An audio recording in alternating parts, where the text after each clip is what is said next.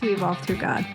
Our next guest, Ashley Hill, has an amazing story about a mission trip that she took to Israel and a beautiful nonprofit that came out of that trip. I'm excited for you to hear her story, to understand her passion for working with youths who are victims of sex trafficking, and what she has experienced as a therapist and where she is taking her organization, Magdalena's Daughters. So make sure you catch this whole episode. Join me in helping her on her cause to help our children, and have an amazing time listening to Ashley Hill. Welcome to Evolve Through God. My name is Angela Goodman, and I am your host of this show. And I am beyond elated. I'm going to use that word today. I always say excited. I'm beyond elated to have our guest, Ashley Hill, on today. And I had the pleasure of connecting with Ashley at a speaking event that was hosted by Jen Gottlieb. And Ashley's mission, her vision, and her purpose are so near and dear to my heart. And when I met her at dinner the very first night, she was like quiet, sitting to herself, having her dinner. And I was like, man, who is that woman? I need to go find out her story. And I heard enough of it to go, oh, Ashley, you need to be on the show. So Ashley, welcome to Evolve Through God. Thanks for having me. I'm so glad to be here. Yeah, I really am. Like once I identify somebody's going to be on the show, I get that little whisper. I'm like, okay, now I can't know too much about their story before we get on. So okay. I didn't ask any of those questions. No, I just knew. So I'm excited for you to tell me about your relationship with God, how it got started, how he's worked in your life, what you are doing, what your mission is. So, yeah. Oh my gosh, like where do I start? I mean, I was one of those kids who grew up in the church. I grew up in the church. I was in church like 5 times a week. That's a lot of times. Craziness. No, it was crazy. From like little or like. Yeah, like from what I can remember, like I was young. Like, I mean, I got saved when I was 9. So, yeah. So when I was little, because my mom was in the choir, my dad did some things too in the ministry. And so I was always at church. And the crazy thing about it is that we weren't like rich. And so we would take the bus from Pomona, and anyone who knows where Pomona is at, shout out to P-Town, but Pomona to LA, because we went to church in LA. Guess how long that bus ride was? What? 3 hours. A 3-hour each way? Yes. What? Yes. Holy cow. And why that church? I don't even know. I could not tell you. That was a church that my parents chose. My mom chose. I mean, I couldn't tell you, but for some reason, that church. What was the name of the church? Because clearly that church was so good that a 3-hour each way bus ride, more than once a week. Yeah, I mean, I can't remember what the name of the church was back then, but the bishop is Bishop Clarence E. McClendon. I don't know. It's like he has a mega church. Yeah. So, yeah, he was on Preachers of LA. I don't know if anyone's watched that show, but yeah. I didn't even know there was a show called Preachers of There's LA. a show called, there was, I don't know if it's still there, but there's a show, and it's like drama in the church world. It's so interesting. It's it's actually funny. So that is so great. Yeah. I had no idea. Yeah. Craziness. So, I mean, as you can imagine, I got burnt out of church because I was there so much. So I think in my teenager years, when I had the right to say no, I stopped for a while. And I didn't go. And I was like, I don't like church because I associate it with all the like negative things. I associate it with the bus rides, these long bus rides. I associate it with eating sandwiches and hot Cheetos. I associated it with freaking the weird, crazy people on the bus. Like, so I stopped going for a while. And then I want to say, like in high school, I started again. And I started going to a church out here called Abundant Living Family Church. And now they're called Patria. But that was a church I decided. And I was like extremely attracted by like the youth and how they were like, the youth services and things like that. So that's why I started going there. And so that's when I started further developing my relationship with God and, stopped, trying to look for a man because that's what I was doing too, looking for a man. And I remember just saying, because I was like dating these old bad, like, whew, like these crazy men too. And how old were you at this time? This was after college. So, I mean, I had my little sprinkles of men, Yeah. throughout, but like, I Yeah, want to yeah. say like the like 2014, 2013 is when I started really like dating really just not so good men. Yeah. And it came to a point where I was just like, God, I release this. Like I Yeah. can't find the Yeah. guy, the man, right? And so I released it. I just went full throttle into church. So now I'm going on mission trips. I've been Wow. to Israel. Like, oh my gosh, I had so much peace in Israel. I got baptized in the Jordan River. Like, oh my goodness. Like, What? yes, yes, And yes. what year was that? I don't even know. That was like, I want to say like 2017, 2018-ish. Oh my God. Um, I am getting, so when you said that, like my whole body just went whoosh up. I mean, you can't see them, but they're there. They're huge. yes. Yep. There's Hmm. something about that trip to Israel that you need to share with us. Oh man. I mean Yeah. that trip was really amazing and I was like praying to God for a husband and I was being very specific and it was actually oh my gosh, I got the chills now. It was See? actually that trip when I was getting baptized and the pastor, she's a pastor now, some call her pastor. She wasn't a pastor back then, but still I'm gonna call her pastor. Yeah. She was speaking into my life and she was like, you need to move forward in your calling and be bold. And like I was like, you know me, like you saw when you met me, I was quiet. You're I'm pretty quiet. Yeah. quiet. Yeah. I would say I'm introvert, extrovert in certain circumstances, but most of the time I'm an observer, so I don't really speak, and I'm not the one to like put all the attention on me. I'm just like Mhm. I'm there. You know what I mean? Mhm. So at the time, before that trip, I was like, I had Magdalena's Daughters. Magdalena's Daughters is my nonprofit, and we serve foster youth, right? Who are victims of human trafficking. And so I already had Magdalena's Daughters like spinning in my brain, So like for you hadn't started it yet, but hadn't started it it yet. was, okay. Yep. Yes. Mm-hmm. I'm getting chills too. I Yep. hadn't started it yet. And I was like, I don't know how to start this. Like, it's a lot of liability, all of these things. And it was just spinning like I probably had Magdalena's Daughters in my brain probably for 3 years prior to that trip. Like I Oh, didn't wow. move on it. It was in my heart. God was Mm-hmm. like pushing my heart. So on that trip, it was like, yeah, no, it was confirmed. It was like, no, you need to do this. You need to move and walk boldly. And so I've been trying to walk boldly ever since that trip. And it's actually on all the mission trips I've been on, I've had a word spoken into me about Magdalena's Daughters. Actually, now that I'm thinking about it, I went to Okay. Thailand. I went to Thailand one year. I think this was in 2019, Was it, because so this that is was when, after Israel? yes, I was Okay. after Israel. Okay. And I went to I can't remember the name. Oh my gosh, I'm dropping the name right now, but Impact. Oh my gosh, Impact Rescue. But anyways, they rescue kids of abuse and kids from trafficking and things like that. And when I was on their land, I was like, God spoke to me, this is the blueprint. Like, okay, this is the blueprint. And then, they were like super focused. Like, I didn't really tell people like what I was like thinking, what was in my heart and stuff like that. I had barely just started Magdalena's Daughters by then, barely filed. So I Mhm. wasn't doing a whole lot of stuff, right?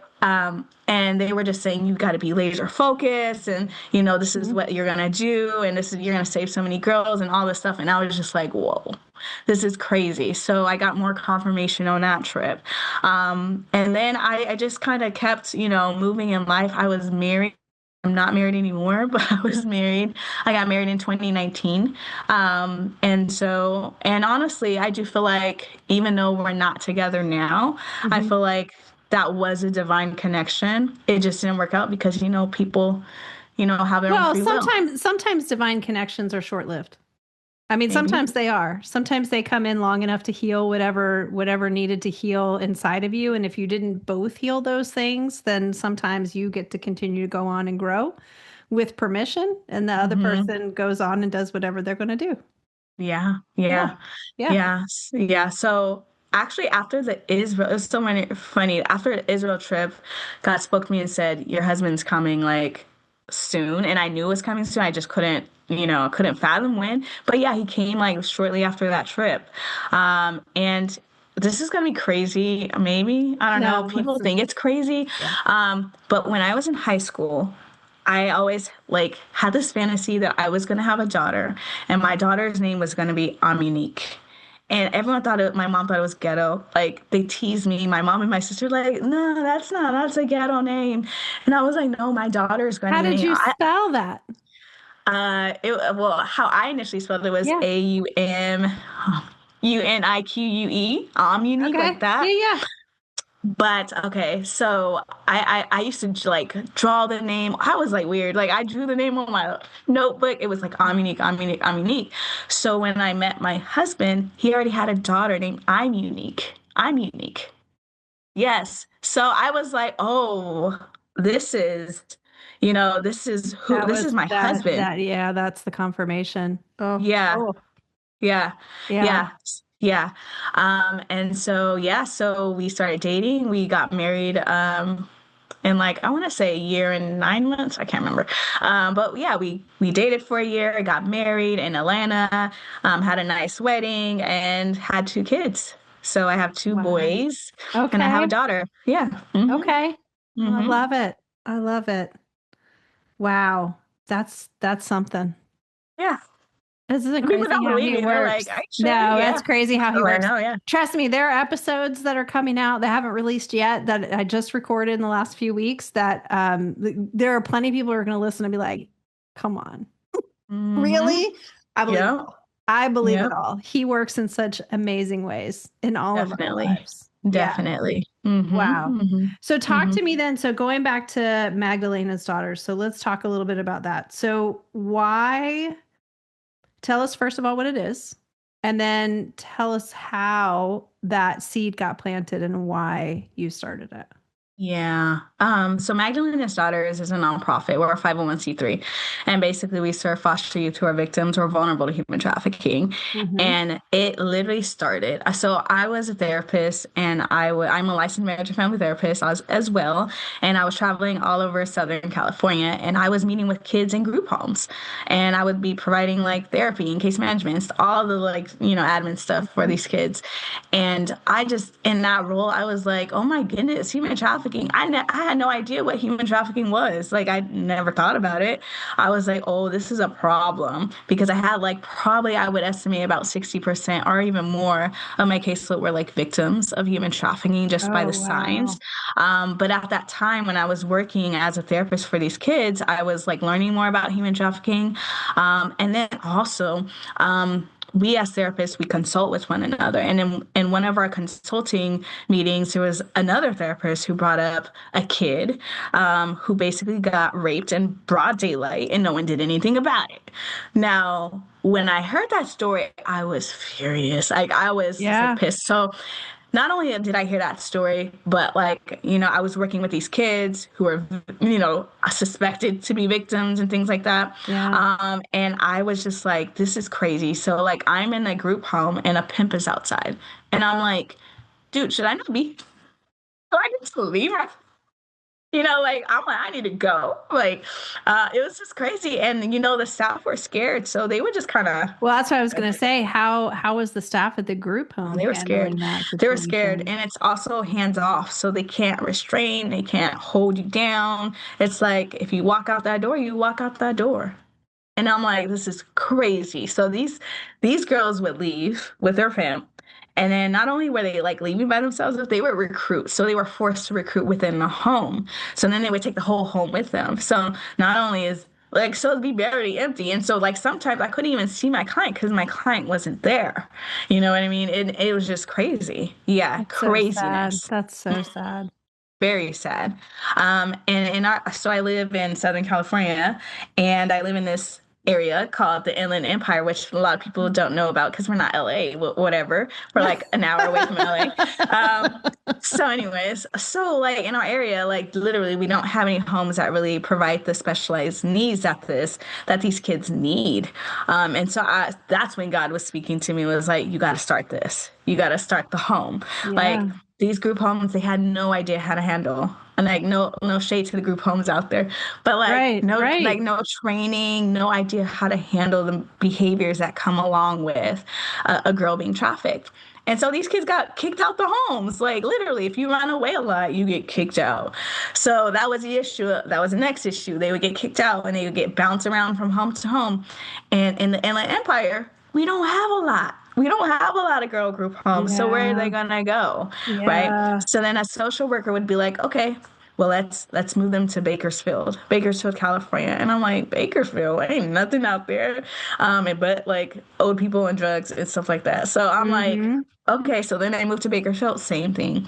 They were still going away, running away with their pimps. Then at that time when I was a therapist, the social worker would be like, okay, well, how are we going to keep these kids safe now? We've moved Yeah. them all the way far, but they're still getting caught up in that life. And so then they would move them out of state. And then when the kid moved out of state, I could no longer see them. It sucked.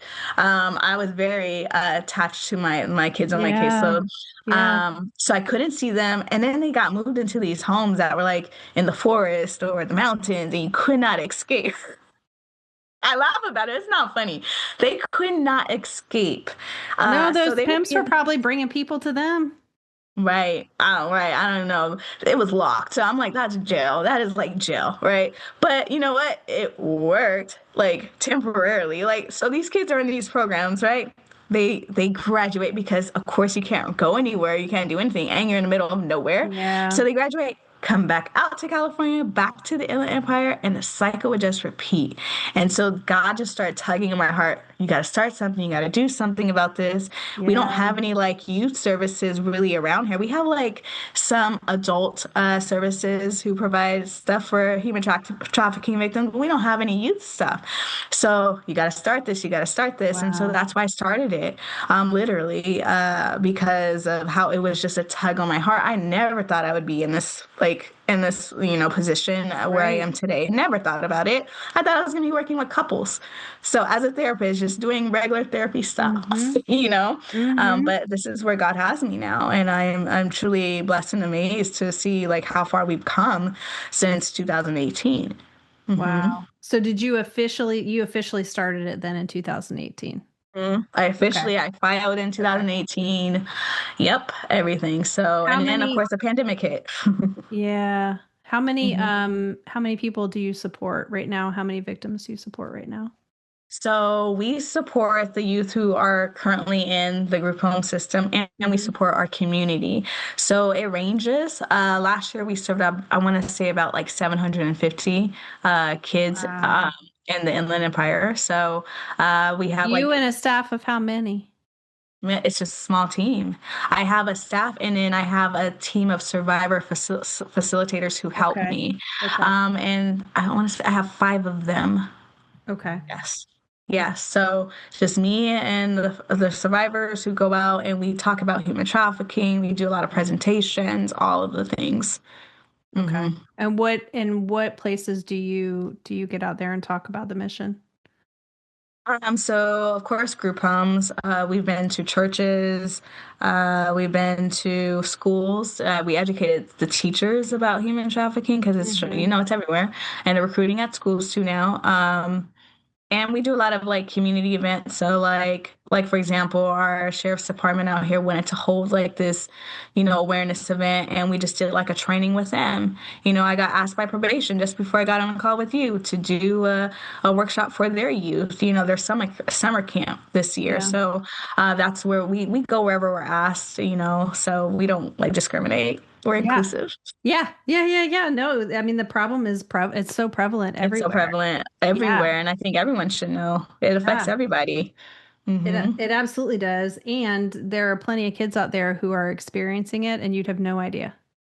Hmm. You'd have no Exactly. idea. Um, Exactly. and I know we talked about this when we met, but I have another friend who is has a program called Caleb House, which is in the middle of the country in Oklahoma, but I still need to connect you guys too. So Okay. I'm going to do that. I'm just making a note of that. So talk to me through this process when you first get started. Clearly this is not a inexpensive adventure, right? Starting this program, making sure that you have time and money and energy to support your work and Mhm. also to be able to service as many victims as possible. So how has God interwoven in that? He provides, right? So what does that look like for you as you've built this organization? What? I think it just looks like I have always been provided, me and my family have always been provided for no matter Mhm. what. I think he's always seen my faithfulness in this and my integrity in this. And so, like, in the beginning, it was me like bootstrapping, like, it was me funding it.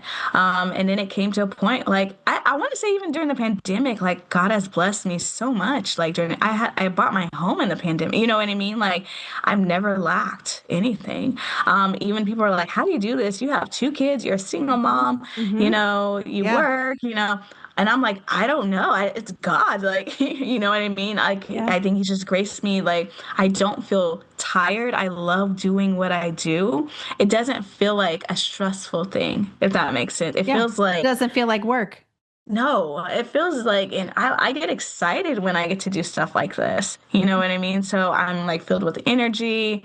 My kids are okay. Everybody's good. You know what I mean? It's all God. Like He's brought people into my life in certain periods who just support completely, like held my hands up like Moses, you know what I mean? Yeah. And supported.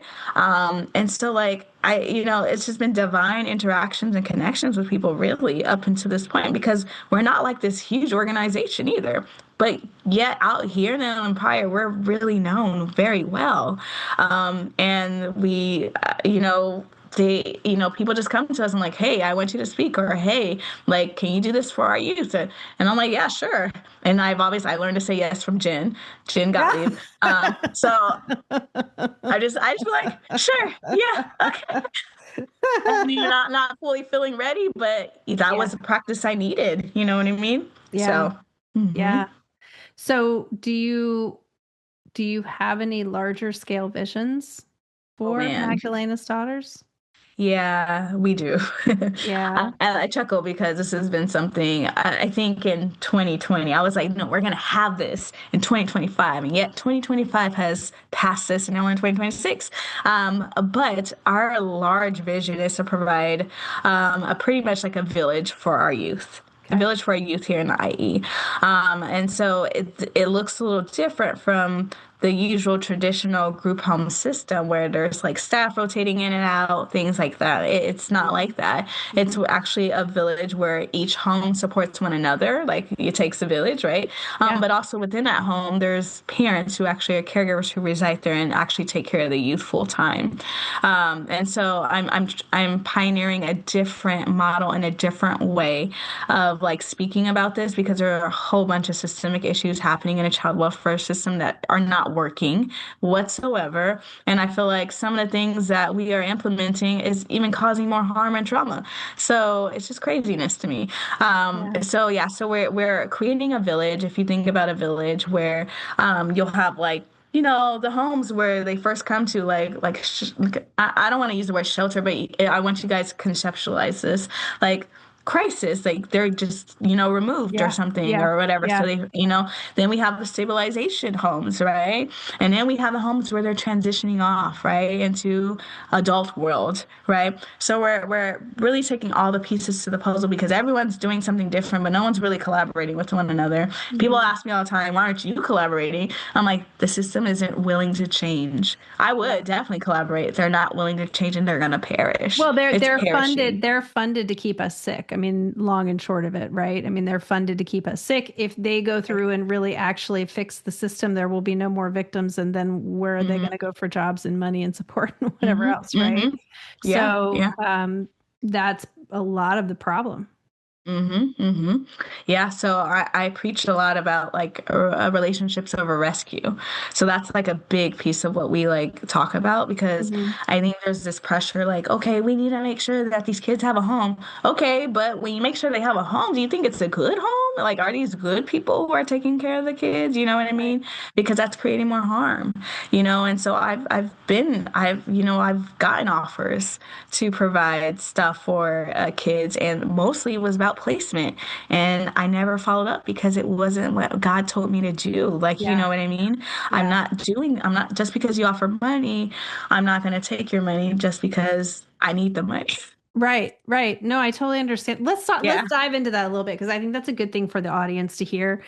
So many times in this day and age, like you said it a minute ago, you don't say no anymore, which isn't true. You do say no. You have discernment, right? So, Yeah, I have discernment. yeah, so let's talk about what does your discernment process look like? How do you trust yourself that you're making the decision that's in alignment with what God wants you to do?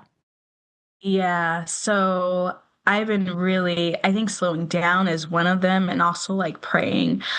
So I've gotten in a habit of like now praying before I move or make any decision. Sometimes I'm like, I don't want to think about it until I pray. Like, I don't want to think about the solution, you know what I mean? Until I Yeah. pray. And so it's about like having a relationship with God and Holy Spirit. Like, literally, that's what it's about. And so I know when God is speaking to me, I can feel the tug on my heart. Like I have like physiological symptoms that change too. Like I Hmm. will like what do you call it? Shiver or whatever you call it. I don't know. Like I get goosebumps or Like whatever. goosebumps, yeah.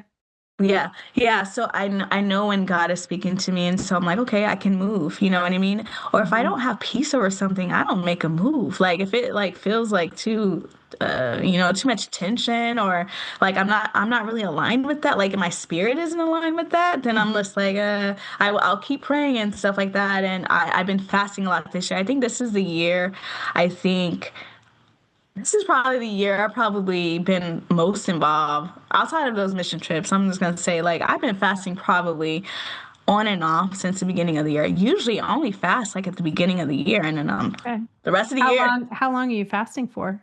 Man, I'm on a 21-day fast right now. Okay. Yeah, I fasted like 40 days, like the last time, so it's been kind of like broken up into different things. But this fast is all about clarity, which is so funny how we're talking about this now. Yeah. It's Yeah. about clarity. Where do I need to go next? Like, what should I do?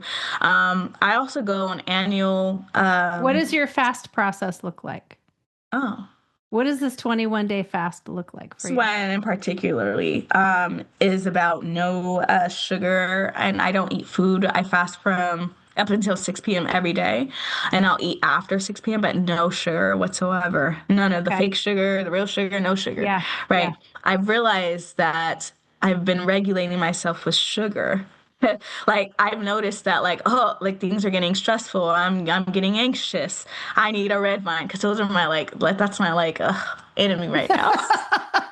But like, man, I can eat like a bunch of red vines, yo. Like, and it's crazy because I never used to like red vines, but now I do. I guess after pregnancy, whatever. I think it does something to your body. But I will eat red vines, so no sugar whatsoever, because I just realized I would gravitate more towards, okay, I need to go to the store and grab some sugar, something sweet, instead of going to God. For things. And so what it has done, it's just helped me kind of like slow down and process like, oh, like I'm leaning too much on this worldly Mhm. thing. Like I'm not even asking God for the things. It's just probably going through my mind and then up, out, away once I eat something. You know what I Yeah. mean? So like Yeah. I think for me, this fast particularly is just no sugar, eliminating praying. I'm reading a book called Clarity by Pastor Tori Roberts. That's really good. And it's about like how you connect with your knowing, which is like Holy Spirit Hmm. and stuff like that. But you Yep. know what I mean? Like, so it's been really a great book so far. And he's just simply amazing. He holds these conferences every year called The Called, and it's literally for purpose-minded individuals, Okay. people who are doing like business, entrepreneurs, things like that. And so I go there every year to also refresh. So Love these are that. the things I kind of do, to maintain like my connection with God. Yeah, I love that. I love that. So Hmm. and right now you're not eating anything until 6 at night and then you eat like Yep. something and then that's it. Hmm. Yeah. Hmm. Okay, I love it. Mm-hmm. Yeah, discernment is so important. I've had so many periods in my own life where I've not had good Yeah. discernment, Yeah. and it's cost me a lot. And Yes. so it's Yes. important, I feel like, when I have somebody on the show who understands discernment to the point that you do, that we actively talk about what your process looks like, because it's different for everybody, but it's something that you actually have to think about. Mm-hmm. Exactly. Yeah. Yeah. And you have to build it up. You know what I mean? Yeah. I don't think it comes like naturally all the No. time. You know what I mean? Like, Yeah. yeah, it's something that you work on for sure. Yeah. Yeah. I love that. Thank you for sharing that with us for Mm-hmm. sure. So, in this point of time right now, what are you looking for clarity on? Well, so you know, we're moving forward with the village and really getting clarity on where we need to go, where we need to be. I found like properties in two different cities, or a few different cities actually, that actually, you know, any of those properties could work, you know, but where do I need to be?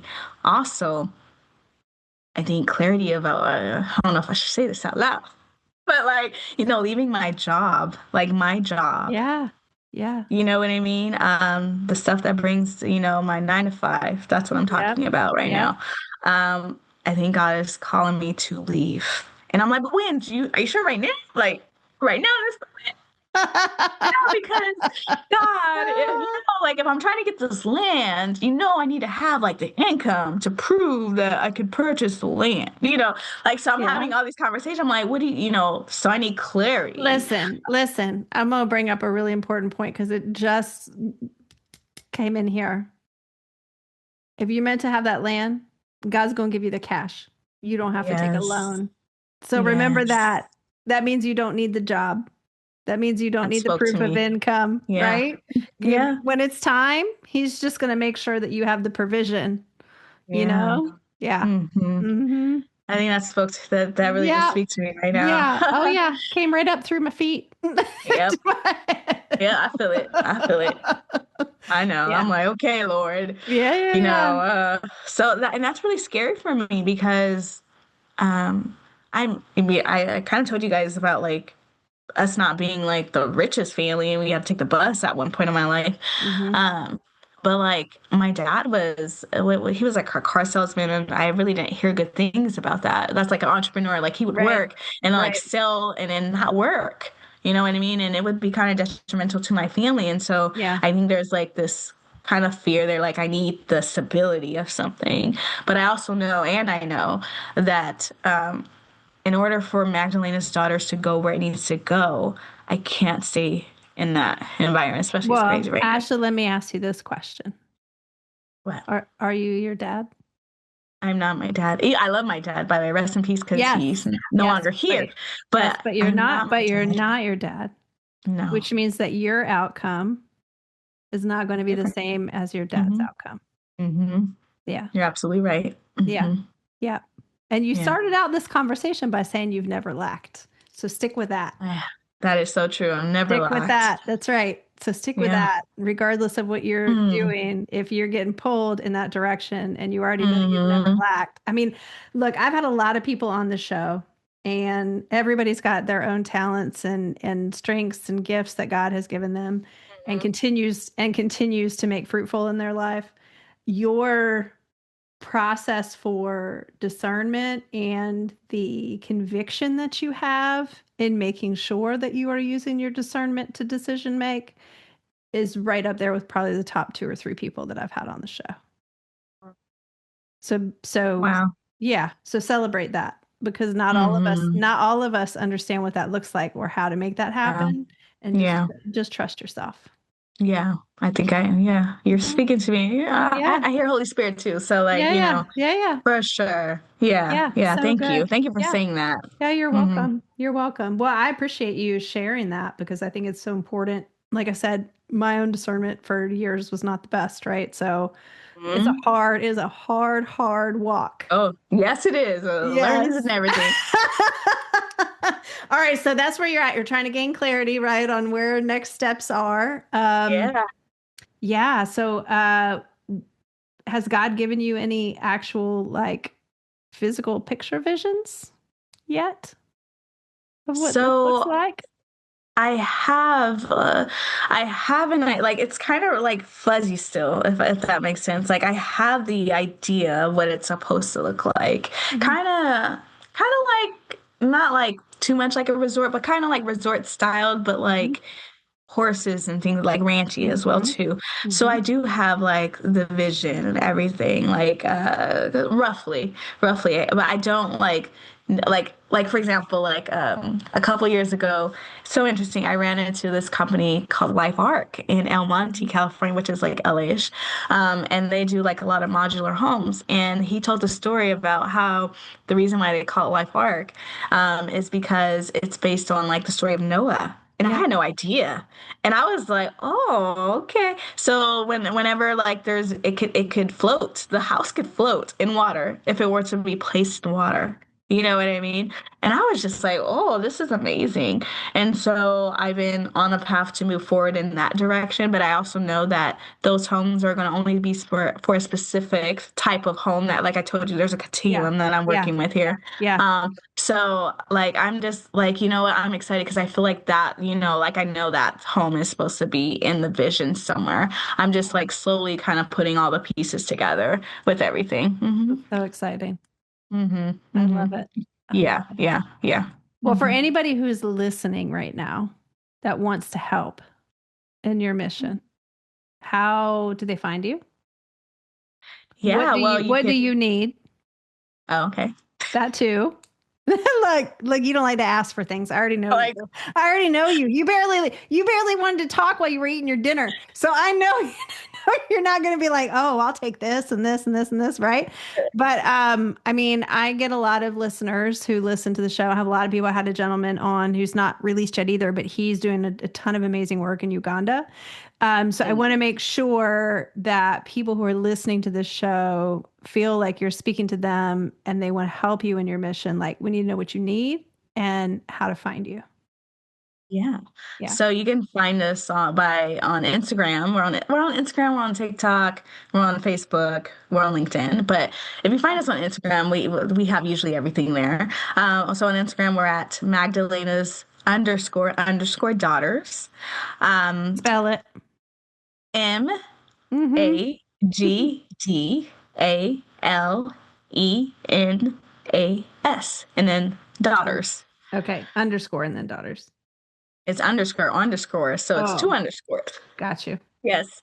Our Okay. original page got reported and we could never get it back. Never. Okay. Okay. So Well, it'll be in crazy. the show notes too for everybody Yeah. who Okay. who Okay. didn't catch it as quickly, but it'll be in the show notes too. Okay. Yeah. Also, if you're in California and you are aware of some land or you have some land, we wouldn't mind a donation for land, but Okay. also we wouldn't mind recommendations as well because we are working on identifying the best land for this village. Nothing that's too far out, but nothing that's too in the city either. We want to make sure our girls are protected. So, we need land. We need financial contributions for the land. Right now I'm looking at $1 million piece of land, and if I were to put down that down payment, so I'm starting with like 300,000. So I'm raising $300,000 right Okay. now Okay. for land. What else do we need? We need people like you guys who are really just wanting to protect our kids, not just foster youth, but kids all over the world, to spread accurate stuff about human trafficking. There's so Mm, much going on out there on social media, a lot of misconceptions, a lot of things that are not true. So follow organizations like ours and spread the awareness about what human trafficking really is, because people act like it's like this movie plot here, and it's not. And it could be like the boringest, most boring ways that human trafficking can happen, or mhm. common or normal, ordinary ways that it could happen. And so, making sure that you guys are following organizations who are promoting the truth and spreading awareness and things like that. And raise your own voice. And what I mean by raise your own voice is like connect with other people, talk to other people, speak life into other people. Because, like I said, it's a connection that prevents people from human trafficking, kids from human trafficking. I So, love that. I love yeah, that. So yeah. good. So good and so true. You are Hmm. doing such amazing work out there, and God is working so fast through you, I feel like. Hmm. And I feel Oh, like it's going to yes. get faster. Yes, I do too. I feel like I think he's just like waiting. He's like, you better leave your job. Once I leave, it's just gonna go. Yeah. Right? Yeah. Like I'm like, whoa. Yeah. So don't be scared. He's got you no matter what. Yes, He's yes, had he's you got from the me. beginning and he's got you now. Hmm. No, Yeah. and I believe that. Hmm. Yeah. And I think, one of the things that speaks to me is that you are so passionate about this work, yet you didn't come from this work. A lot of the people who are very passionate about this work have unfortunately been a victim of it and lived through it. And I think it's so beautiful the way he's using you, even though you never had to experience it directly yourself. Right. There's a very special place for somebody like you who can empathize with people who have gone through this and fight for them without having Hmm. been one to live through it. So I want to Right. acknowledge that too. Thanks, Yeah. thanks. Yeah. Um, do you have time for a quick story real quick? Yeah, go for it. Yeah, absolutely. Um, I've never been a victim of human trafficking, but when I was in middle school, I was talking, we were on AOL chat, Mm-hmm. chatting, Hmm. how we used to do back Oh then, yeah. right? Yep. Yep. And I met someone online, and I thought he was a boy. I met this boy. I was boy crazy. And so I had a crush on him. I never met this boy. And we talked years. When I say years, I mean years. Wow. So this wasn't just like a talk one day and I never talked to Yeah. you again. No, it was Yeah. like a building up. And I remember, and this, again, I have no idea what human trafficking is, but I remember just talking to him every day and just, liking him more and more. Eventually, periodically, he would ask me, he would say, hey, let's meet up. Like I would love to meet up with you. And my mom, who normalized having crushes, who I didn't feel weird talking about that stuff Hmm. with, Hmm. I went to her and said, hey, mom, like, this guy I met online, can I go meet up with him? And she would say to me, okay, sure, as long as I can meet his family. That's what she told me every single Thank time. goodness she said that. Yeah, yeah, yeah, yeah, yeah. So I would go back to him and say, you know what? My mom said, yeah, like I can meet up with you, but she just wants to meet like your family. He would disappear. He'd disappear for like months. And I'd be so confused as a young girl. I was like, why is this happening? Like, I don't understand. Like, I thought he liked me, you know what I mean? Like, it was just Yeah. so weird. And then like later on, he hopped back online. It would kind of repeat. We would talk for a Hmm. while, Hmm. and then he would ask me again, hey, can we meet up? Hold on, let me ask my mom. Ask my mom. And then my mom would say the exact same thing. Like, yeah, if I can meet his family. And I'm like, cool. I'm all excited. Go Yeah. back to him, tell him that, disappears. This happened over like a few years, like just Wow. like pattern. And then now that I'm in this role and I am a human trafficking advocate, I'm like, shit, was I being groomed? Oh Like, was I yeah. being groomed? Oh, probably.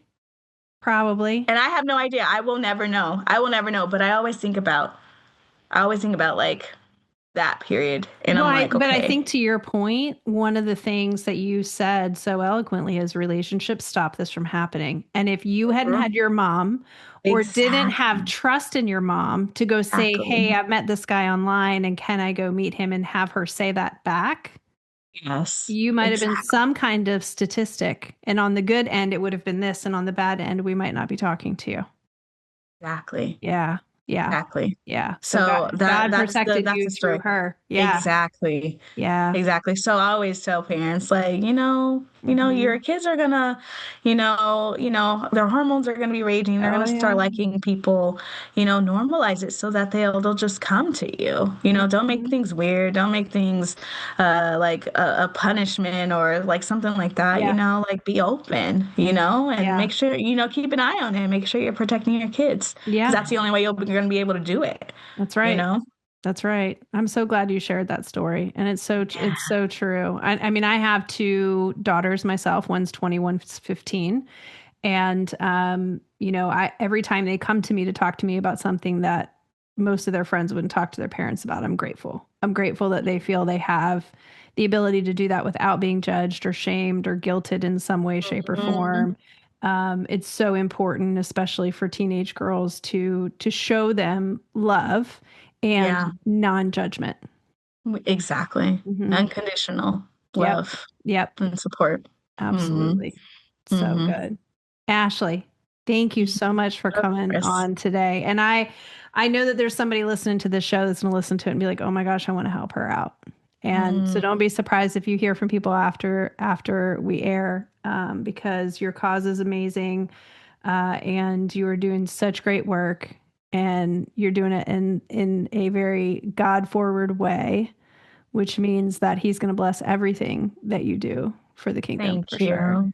Yeah. Thank you so much for having me. I had so Yeah. much fun talking to you, Yeah, so so good. thanks. Is there anything else you would like to say before we sign off today? No, I think I said it all.